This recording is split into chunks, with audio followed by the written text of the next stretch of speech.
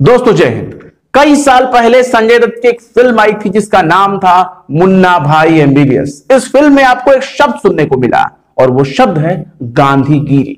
लेकिन यह गांधीगिरी क्या होता है? गांधीगिरी का मतलब महात्मा गांधी का रास्ता, गांधीगिरी का मतलब अहिंसा का रास्ता, सिस्टम से बिना हिंसा अपनी बात मनवाने का रास्ता, वही है गांधीगिरी।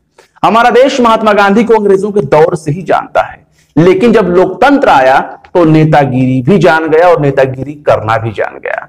लेकिन नेतागिरी और गांधीगिरी से भी बढ़कर प्रभावशाली एक शब्द है और वो है भांडगिरी।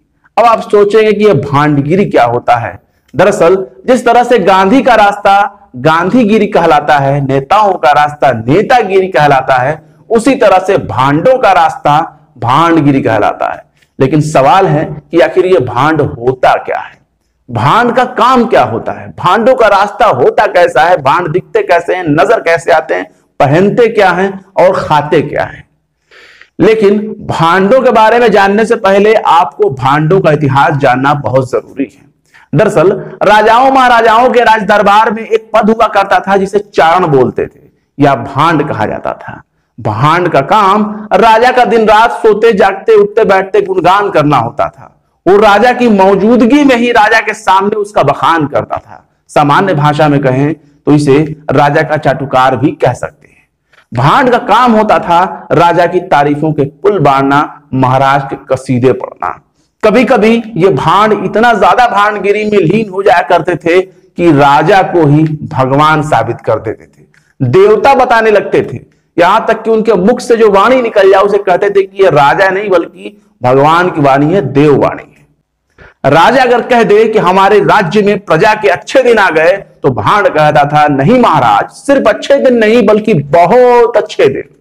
अगर राजा कह दे कि हमारी प्रजा को भरपेट भोजन मिलता है तो भांड कहता था राज्य की प्रजा बहुत खुश है, पांचों उंगलियां घी में और सिर कड़ाही में।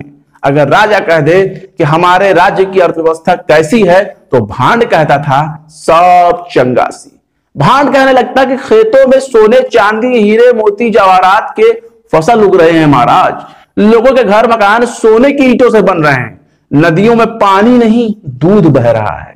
मतलब कि राजा के तारीफों के कसीदे इतने पढ़ना कि चाहे भले ही उसने कोई काम किया हो या ना किया हो। भांड राजा को खुश करने के लिए तरह तरह के दोहे, तरह तरह के छंद और तरह तरह के अलंकारों से सुशोभित वाक्यों शब्दों के जरिए अपनी चारण भक्ति यानी भांडगिरी किया करता था।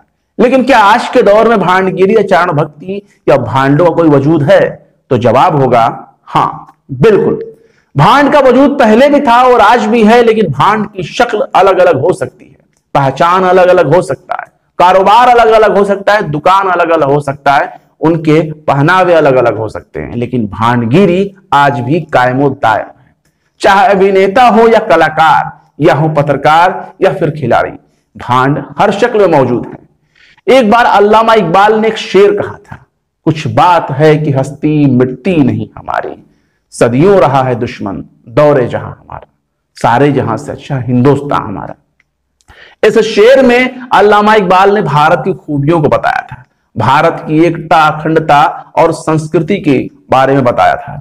लेकिन भारत जैसे सदियों पुरानी सभ्यता वाले देश को मात्र 3 महिलाओं ने हिलाकर रख दिया।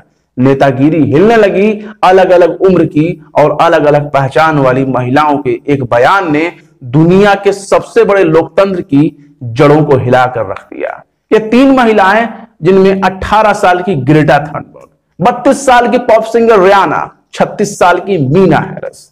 इन तीनों महिलाओं ने भारत में जारी किसान आंदोलन के बारे में, किसानों के आंदोलन के समर्थन में एक ट्वीट कर दिया, जिसके बाद विदेश मंत्रालय से लेकर सियासी गलियारों में भूचाल आ गया।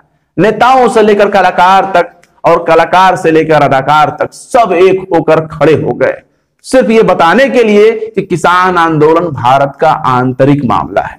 नेताओं के साथ साथ कलाकारों, अभिनेताओं और पत्रकारों ने मोर्चा संभाल लिया। सबके सब एक ही थाली के चट्टे बट्टे हैं, इस कहावत को चरितार्थ करने में एकजुट हो गए, एक साथ लग गए। जिन्हें देश की जनता बॉलीवुड का महानायक कहती है, वो आखिर किसानों के बारे में क्या राय रखते हैं? कभी सोचा आपने? एक कैनेडियन जिसके पास भारत की नागरिकता भी नहीं है, उसने बताना शुरू किया कि किसान आंदोलन भारत का आंतरिक मामला है। किसी को बोलने का हक नहीं है, किसी बाहरी व्यक्ति को। लता मंगेशकर को क्या कहेंगे, जिनकी आवाज के हम आज भी कायल हैं, उनके गीतों के, उनके बोल के, उनके शब्दों के हम आज भी दीवाने हैं, आज भी उनकी कदर करते हैं। इन्होंने किसानों के बारे में कितना बोला। सचिन तेंदुलकर को क्या कहेंगे, जिन्हें आज खिलाड़ी से ज्यादा क्रिकेट का भगवान माना जाता है, उस भगवान ने किसानों की हिमायत में कुछ बोला। बाजीराव सिंघम यानी अजय देवगन, इन्होंने क्या बोला। बाजीराव सिंघम का किरदार तो पिंजरे में बंद शेर साबित हुआ, जिसे जब चाहो चाबुक से नचाया जा सकता है। और हां, मैं हूं ना फिल्म में मेजर राम का किरदार अदा करने वाले शाहरुख खान को तो आप पहचानते ही है ना। उन्होंने किसानों के बारे में आज क्या बोला, अब तक क्या बोला, पहले क्या बोलते थे भूल जाइए, अब क्या बोल रहे हैं उनसे पूछिए कि अब उनकी जबानें बंद क्यों हैं। और कंगना रनौत, कंगना रनौत को तो आप जानते ही हैं, उनके बारे में कुछ भी कहना ठीक नहीं, क्योंकि वो आदतन जहनी तौर पर एक बीमार है, जिनको कलाकार तो दूर की बात है, एक महिला कहना भी महिलाओं की तौहीन होगी। सारे लोग कलाकार हो या पत्रकार या खिलाड़ी, ये सब भांडगिरी करने लगे हैं, सत्ता की जी हुजूरी करने लगे हैं, यहां तक कि एक समान एक तरह के ट्वीट भी करने लगे हैं, सेम टू सेम। भांडों के एक बड़े समूह को गोदी मीडिया भी कहते हैं, जो रोज किसानों के साथ दंगल करता है, किसानों से आर पार करता है, ताल ठोकता है, हुकूमत की चाटुकारिता में दिन रात लगा रहता है। सत्ता की जी हुजूरी और भांडगिरी का इतना नायाब उदाहरण आपको और कहां मिलेगा, सिर्फ भारत में। वैसे भी हमारे प्रधानमंत्री को कपड़ों से पहचानने की आदत है, आप भी भांडों को पहचानने की आदत डाल लीजिए। आज के लिए बस इतना ही। वीडियो कैसा लगा कमेंट बॉक्स में जरूर बताएं। वीडियो पसंद आए तो लाइक करें, शेयर करें, और विभाग में स्पष्ट पत्रकारिता को सपोर्ट करने के लिए हमारे यूट्यूब चैनल टाइम्स मेल को जरूर से जरूर सब्सक्राइब करें। और हाँ, बेल आइकन का घंटी वाला बटन दबाना ना भूलें, इससे आपको हमारे लेटेस्ट वीडियो की नोटिफिकेशन फौरन मिल जाएगी। फिर मिलते हैं एक और वीडियो में किसी नई खबर के साथ।